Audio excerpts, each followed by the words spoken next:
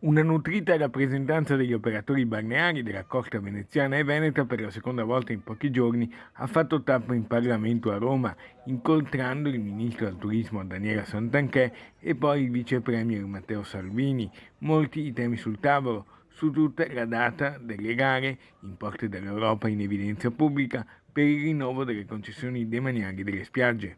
Da Roma il presidente di Unimare Veneto Alessandro Berton lascia trasparire ottimismo. Abbiamo rappresentato con forza le istanze che provengono dal Veneto, che è la regione turistica più importante d'Italia, un territorio estremamente produttivo, leader a livello nazionale in termini di presenze e anche di fatturato e gettito sul territorio.